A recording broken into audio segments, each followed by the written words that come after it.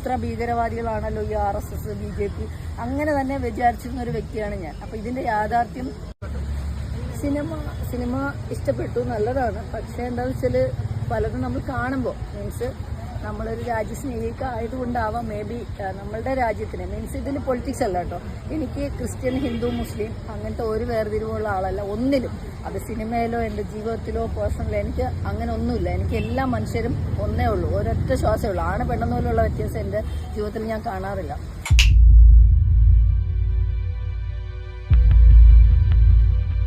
ആൾ ഓർമ്മ ഉണ്ടോ? ഉണ്ടാവാൻ ചാൻസ് ഉണ്ട് അല്ലേ? അത് തന്നെ നമ്മുടെ ഹേമ കമ്മിറ്റി റിപ്പോർട്ട് വന്ന സമയത്തെ നമ്മുടെ ജയസൂര്യ ബാത്റൂമിൽ നിന്ന് ഇറങ്ങി വരുമ്പോൾ ബാക്കിൽ കൂടെ കയറി പിടിച്ചുന്നോ നുള്ളിന്നോ പിച്ചിന്നോ മാന്തിന്നോ ഒക്കെ പറഞ്ഞ ഒരാൾ വന്നിട്ടുണ്ടായിരുന്നില്ലേ? ആള് തന്നെ. ആ ആളോട് ഇന്ന് എമ്പുരാൻ സിനിമ കണ്ടിട്ടുള്ള അഭിപ്രായം ചോദിച്ച സമയത്ത് ആള് ഭയങ്കര വാചാലയായി ഒരുപാട് സംസാരിച്ചു. ആൾക്ക് ഈ രാജ്യത്ത് രാജ്യസ്നേഹിയാണ്. ആൾക്ക് ഹിന്ദു എന്നോ ക്രിസ്ത്യാനി എന്നോ മുസ്ലിം എന്നോ ബുദ്ധനെന്നോ ജൈനനെന്നോ ആണെന്നോ പെണ്ണെന്നോ അങ്ങനത്തെ ഒരു വിവേചനങ്ങളും ഒന്നുമില്ലാത്ത ഒരു പാവം മനുഷ്യ സ്ത്രീ. കണ്ടപ്പോൾ എനിക്കും സങ്കടം വന്നുപോയി. പക്ഷേ അതിലൊരു കോട്ട അവർ പറയുന്നുണ്ട്, അത് തുടക്കത്തിലാണ് പറഞ്ഞത്. അതൊന്ന് ശ്രദ്ധിക്കണം കേട്ടോ നിങ്ങൾ. ഇത്ര ഭീകരവാദികളാണല്ലോ ഈ RSS BJP അങ്ങനെ തന്നെ വിചാരിച്ചിരുന്ന ഒരു വ്യക്തിയാണ് ഞാൻ. അപ്പോൾ ഇതിന്റെ യാഥാർത്ഥ്യം ഞാൻ 9 വർഷം റിസർച്ച് ചെയ്തു, പല സംസ്ഥാനങ്ങളിൽ യാത്ര ചെയ്തു, പാർട്ടിയെക്കുറിച്ച് എന്നെ കൊണ്ട് ചിരിപ്പിച്ച അടകൂ ഇതാ. ഇങ്ങനത്തെ ആൾക്കാരൊക്കെ വന്നിട്ട് ക്യാമറ ഫെയിമിന് വേണ്ടിയിട്ടാണോ അതോ ആ ഒരു സംഗീതം ഉള്ളിലുള്ളത് കൊണ്ടാണോ അറിയില്ല, ആദ്യം RSSന് വന്ന് കുറ്റം പറഞ്ഞു. ഞാനും കേട്ടപ്പോൾ ഞെട്ടിപ്പോയി. ഇത് നമ്മുടെ ചേച്ചി ഇങ്ങനെയൊക്കെ പറയുമെന്നൊക്കെ ആലോചിച്ചു പോയി. ഇങ്ങനെ ആലോചിക്കാനൊരു കാരണം കേട്ടോ. ചേച്ചി പറഞ്ഞാൽ നിങ്ങൾ കേട്ടില്ലേ, RSS എന്ന് പറഞ്ഞാൽ അല്ലെ BJP എന്ന് പറഞ്ഞാൽ ഒരു ഭീകര സംഘടനയെന്ന് വിചാരിച്ചിരുന്നു ഇത്രയും കാലം. പക്ഷേ അത് എന്നും പറഞ്ഞിട്ട് നിർത്തിയ സമയത്താണ് നമ്മൾ വീഡിയോയുടെ ബാക്കി ഭാഗങ്ങൾ കണ്ടുവരുന്നത്. അപ്പം ചേച്ചിയുടെ മുന്നൊരു പ്രസ്താവന ഉണ്ട്, ഞാൻ വീഡിയോ ചെയ്തിട്ടുണ്ട്, 1.5 കൊല്ലം മുമ്പത്തെ വീഡിയോ ആണ്. ആ വീഡിയോ ഒന്ന് കാണാൻ നമ്മൾ കാണാം. അതുപോലെ മലപ്പുറത്ത് ഡോക്ടർ സലാമിന് വേണ്ടിയിട്ട്, അവിടെ മുസ്ലിം ഭൂരിപക്ഷമുള്ള ഏരിയയാണ്, മുസ്ലിം ലീഗിനും കോൺഗ്രസിനും ഒക്കെ വളരെയധികം പ്രാധാന്യമുള്ള സ്ഥലമാണ്. അവിടെ പിന്നെ BJP പ്രവർത്തകരായിട്ടുള്ളവർ പോകാൻ പേടിക്കുന്ന സ്ഥലങ്ങളിൽ വളരെ പ്രശ്നബാധിതമായിട്ടുള്ള മേഖലയിൽ ഞങ്ങൾ കുറച്ച് സ്ത്രീകൾ, അത് ഒരു ആർട്ടിസ്റ്റ് സംഘടനയാണ്, ജൂനിയർ ആർട്ടിസ്റ്റിൻ്റെ ഒരു സംഘടനയുണ്ട് എയ്മ എന്ന് പറഞ്ഞിട്ട്, അവരുടെ നേതൃത്വത്തിൽ ഞങ്ങളൊരു ടീമായിട്ട് പോയി അബ്ദുൽ സലാം സാറിന് വേണ്ടി ഏകദേശം 500ഓളം വീടുകൾ ഞാൻ ഉൾപ്പെടെ ഒരു 3 days 4 days കൊണ്ട് കവർ ചെയ്തു. എങ്ങനെയുണ്ട്?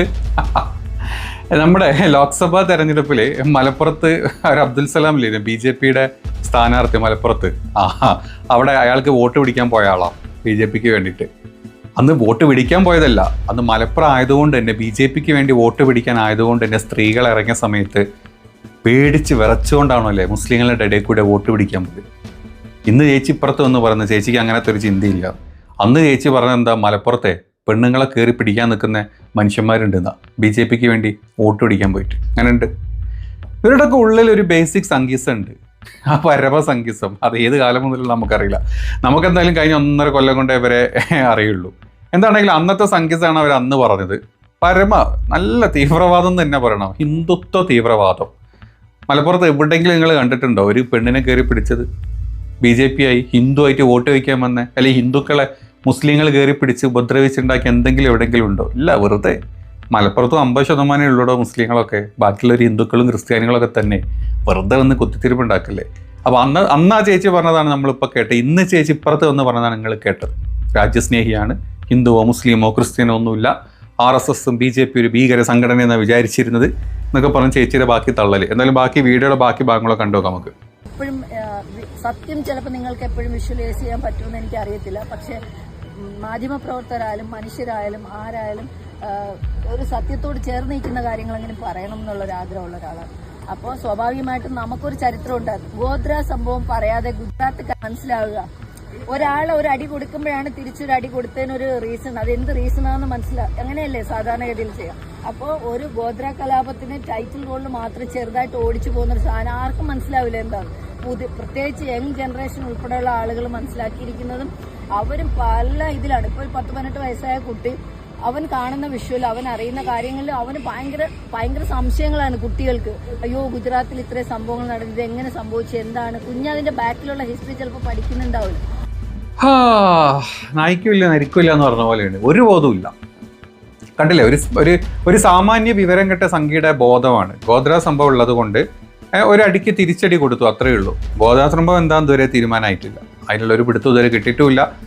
മറ്റേ തീ വെച്ചതാണോ, പെട്രോൾ ഒഴിച്ചതാണോ, കത്തിച്ചതാണോ, ഇനി ആര് കത്തിച്ചു എന്നുള്ളതിന് പോലെ തീരുമാനമായിട്ടില്ല. പക്ഷെ അതിനുശേഷം 2000 ആൾക്കാരെ കൊന്നതിന് ചേച്ചിക്ക് നല്ല വ്യക്തമായിട്ടുള്ള എന്താ പറയുക ഒരു വ്യൂ പോയിന്റ് ഉണ്ട്. ഗോദ്രയിൽ ഉണ്ടായതുകൊണ്ട് അടിക്ക് തിരിച്ചടി എന്നുള്ള രീതിയിൽ കുറേ പേരെ അങ്ങ് ചുട്ടും വെട്ടിയും കുത്തിയൊക്കെ കൊന്നു. ചേച്ചിനെ പോലെ തന്നെയുള്ള കുറച്ച് പെണ്ണുങ്ങളെ പിടിച്ച് റേപ്പും ചെയ്തു, കൂട്ടബലാത്സംഗം ചെയ്തു.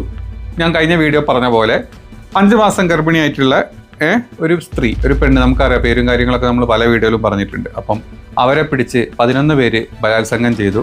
ആളുടെ 4 വയസ്സോ 5 വയസ്സോ ആയത് കൊച്ചിനെ അടിച്ചങ്ങ് കൊന്നു. പിന്നെ 9 മാസം പ്രായമുള്ള ഒരു പെണ്ണിനെ ബലാത്സംഗം ചെയ്തു. വയറ്റിൻ്റെ അകത്തുനിന്ന് ഭ്രൂണം കുത്തിയെടുത്ത് പുറത്തെടുത്തു. രണ്ടും കൂടെ കത്തിച്ച് ചാമ്പലാക്കി. അപ്പം ചേച്ചിയുടെ ഒരു കണക്ക് എന്ന് പറഞ്ഞാൽ അതൊക്കെ ഒരു പകരത്തിന് പകരം അത്ര ചിന്തിച്ചാൽ മതി. ആ സ്ഥാനത്ത് ചേച്ചി വല്ലാണെങ്കിൽ ഞാൻ സുജയനോട് പറഞ്ഞ പോലെ കാലൊന്ന് അടുപ്പിച്ച് വെച്ച് നടക്കാൻ പോലും പറ്റൂലായിരുന്നു. അമ്മാതിരി സാധനമായിരിക്കും കുത്തി കയറി ഉണ്ടാവുക അതോട്ട്, അല്ലേ ചേച്ചി? അപ്പോൾ ഇതുപോലത്തെ കുറേ സംഘടനകൾ വന്ന് ഇതുമില്ല, അതിൻ്റെ അപ്പുറത്തെ ബോധമില്ലാത്ത പല കാര്യങ്ങളും പറയും. ഇത് ഏറ്റുപിടിക്കാൻ നമ്മുടെ നാട്ടിലെ മാധ്യമങ്ങളുണ്ട്. ഞാനിന്ന് ഈ ന്യൂസ് പല ഇതിലും കണ്ടു. ഇവരുടെ ഈ സംസാരം പല സോഷ്യൽ മീഡിയ പ്ലാറ്റ്ഫോംസിലും പല ന്യൂസിൻ്റെയും ഭാഗങ്ങളായിട്ട് കണ്ടു. ഇത്രയ്ക്ക് വിവരദോഷികളായിട്ടുള്ള, അല്ലെങ്കിൽ സംഗീതം തലക്ക് പിടിച്ചിട്ടുള്ള ബോധവും വിവരവും ഇല്ലാത്ത ജയസൂര്യ കെട്ടിപ്പിടിച്ചു, മുത്തിപ്പിടിച്ചു, മറ്റേ പിടിച്ചു എന്നും പറഞ്ഞിട്ട് കുറേ കാലം നടന്നു. അവസാനം തിരിച്ചു പറഞ്ഞു ജയസൂര്യ അല്ല എന്ന് പറഞ്ഞു. പിന്നെ വീണ്ടും വന്ന് ജയസൂര്യ എന്നും പറഞ്ഞു. ഇതുപോലെ നിലപാടിൽ ഉറച്ചു നിൽക്കാത്ത ഇങ്ങനത്തെ ഐറ്റംസിനെ കൊണ്ടൊക്കെയാണ് ഇവർ എമ്പുരാനെ പറ്റി പറയിപ്പിക്കുന്നത്. കഷ്ടം. എമ്പുരാനിൽ അഭിനയിച്ചൊരു ജൂനിയർ ആർട്ടിസ്റ്റിനെ എടുത്തിട്ട് അതിൻ്റെ രോമത്തിൻ്റെ വില പോലും ഇമാതിരി സാധനങ്ങൾ കൊടുക്കാൻ പറ്റില്ല. പിന്നെ ഇവരൊക്കെ എന്തിനാണോ താങ്ങിപ്പിടിച്ച് നടക്കുന്ന ഈ ആൾക്കാർ? കഷ്ടം. സ്വാഭാവികമായിട്ടും അവന്റെ ഉള്ളിൽ ഒരു ഇത് വരും. സിനിമ എന്നൊക്കെ പറയുന്ന ഒരുപാട് സ്വാധീനിക്കുന്ന ഒരു മേഖല തന്നെയാണ്. അപ്പോൾ തീർച്ചയായിട്ടും നമ്മുടെ രാജ്യത്തിനെ പർപ്പസ്ഫുള്ളി ചരിത്രത്തെ വളച്ചൊടിച്ചുകൊണ്ട് അങ്ങനെ പറയുമ്പോൾ അത് രാജ്യത്തെ സ്നേഹിക്കുന്ന എല്ലാവർക്കും, അതിൽ ജാതി മതം രാഷ്ട്രീയം ഒന്നും നോക്കാതെ ആളുകൾ പ്രതികരിച്ചിരിക്കുന്നത്, അമ്മമാർ പ്രതികരിച്ചിരിക്കുന്നത് നമ്മുടെ രാജ്യത്തെ ബോധപൂർവം തർക്കം നോക്കുമ്പോഴാണ്. അത് കണ്ടില്ലേ, വീണ്ടും ഇത് തന്നെ ബോധക്കേട് റിപ്പീറ്റ് ചെയ്തുകൊണ്ടേ ഇരിക്കുകയാണ്. അമ്മമാര് പ്രതികരിച്ച്, ഈ അമ്മമാര് പ്രതികരിച്ച് ഏതാണെന്നറിയോ? ഇതാണ് ഈ അമ്മ പ്രതികരിച്ച്. അതും കേട്ടോ നമുക്ക്. മലയാള സിനിമയുടെ നല്ല കാലഘട്ടമൊക്കെ കഴിഞ്ഞു എന്ന് തോന്നുന്നു. അപ്പം ഞാൻ അവിടെ കണ്ടത് തീവ്രവാദം, ലഹരി, ഒരു ചീഞ്ഞ രാഷ്ട്രീയം, ഇതൊക്കെ അവിടെ കണ്ടത്. തുടക്കത്തിൽ 1-2 സീനുകൾ എൻ്റെ മക്കളിരുന്ന് കാണുന്നുണ്ടല്ലോ എന്ന് ഓർത്ത് ഞാൻ ബാക്കിലിരുന്ന് വിഷമിച്ചു പോയി, സത്യം പറഞ്ഞു. ഇങ്ങനെയൊന്നും അല്ല നമ്മുടെ പുതിയ തലമുറയ്ക്ക് പറഞ്ഞു കൊടുക്കേണ്ടത്. നല്ല കഥകൾ, നല്ല ആശയങ്ങളും പറഞ്ഞു കൊടുക്കട്ടെ. ഈ വെടിവെപ്പും ഈ ഹെലികോപ്റ്റർ ഇതൊക്കെ കണ്ടിട്ട് എന്ത് ചെയ്യാനാണ് പിള്ളേർക്ക്? നല്ല വിഷമത്തോടെ ഞാൻ പറയുന്നത്. ഇതൊക്കെയാണോ എൻ്റെ 2 ആൺമക്കളെയും കൊണ്ടാണ് ഞാൻ സിനിമയ്ക്ക് വന്നത്? ഇതാണോ എൻ്റെ മക്കൾക്ക് പറഞ്ഞു കൊടുക്കേണ്ടത്? അവൻ്റെ നിർബന്ധത്തിനാണ് ഞാൻ വന്നത്. അതേ രാഷ്ട്രീയം, മയക്കുമരുന്ന്, ഇതൊക്കെയാണോ എൻ്റെ 2 ആൺമക്കളെയും കൊണ്ടാണ് ഞാൻ സിനിമയ്ക്ക് വന്നത്? സത്യമായിട്ടും എനിക്ക് ആദ്യത്തെ സീനിൽ 1-2 സീൻ എൻ്റെ ആൺമക്കൾ ഇരുന്ന് കാണുന്നു എന്ന് പറഞ്ഞപ്പോൾ എൻ്റെ ഹൃദയം ഞാൻ എണീറ്റ് പോകാൻ വരെ നോക്കി. എനിക്ക് നല്ല നെഞ്ച് വേദന വരെ എടുത്തു ആദ്യത്തെ ഫസ്റ്റ് പാർട്ട്. നല്ല വിഷമമുണ്ട് കേട്ടോ. ഇങ്ങനെയൊന്നും അല്ല സിനിമ കാണിക്കേണ്ട സമൂഹത്തിൽ. എങ്ങനെയുണ്ട് അമ്മയുടെ പ്രതികരണം? കരഞ്ഞുപോയി. ഞാൻ ആലോചിക്കാം, അമ്മക്ക് എന്നാലാ മറ്റേ ആദ്യത്തെ 10 മിനിറ്റ് കണ്ടപ്പോൾ തന്നെ തൻ്റെ ആമക്കളെയും കൊണ്ട് പുറത്തോട്ട് അങ്ങ് ഓടിക്കൂടായിരുന്നോ? കണ്ടു നിൽക്കാൻ വയ്യ, എൻ്റെ BJP-ക്കാർ ചെയ്ത ചെറ്റത്തരങ്ങൾ എനിക്ക് കണ്ടു നിൽക്കാൻ വയ്യെന്നും പറഞ്ഞിട്ട് അങ്ങ് ഇറങ്ങി ഓടായിരുന്നില്ലേ അമ്മേ? എന്തു പറ്റി? അമ്മക്ക് അത് കണ്ട് പുളകം കൊണ്ടോ? ഇമ്മാതിരി ഒരു ഐറ്റംസ് വന്നിട്ട് ഇങ്ങനെ BJP-നെ താങ്ങിയിട്ടുള്ള ഇത് കാണുമ്പോൾ, BJP-നെ അല്ല സംഘപരിവാറിനെ താങ്ങിയിട്ടുള്ള ഓരോ വീഡിയോ കാണുമ്പോൾ ചിരിയാണ് വരിക. അതിനെ സപ്പോർട്ട് ചെയ്യാൻ പുറത്ത് മറ്റൊരു ഐറ്റവും എല്ലാം സംഘപുത്രന്മാർ, ശാഖയത് കിട്ടുന്ന ഈ മോദി വാട്സപ്പ് യൂണിവേഴ്സിറ്റിയിൽ നിന്ന് കിട്ടുന്ന, അല്ലെങ്കിൽ ആ ഒരു എന്താ പറയുക യൂണിവേഴ്സിറ്റിയിൽ നിന്ന് കിട്ടുന്ന ഐറ്റംസ് മാത്രം എടുത്ത് വന്നിട്ട് പ്രസംഗിക്കാൻ സമ്മതിക്കണം. ഇങ്ങനെ TV-യുടെ മുമ്പിലും അല്ലെങ്കിൽ ഇങ്ങനത്തെ മീഡിയേൻ്റെ മുമ്പിലൊക്കെ സംസാരിക്കാൻ പറ്റുന്നുണ്ടല്ലോ ഇവർക്ക്. എന്ത് ജാതി ഐറ്റംസ് ആണോ? ഒരു വല്ലാത്ത ജീവിതം.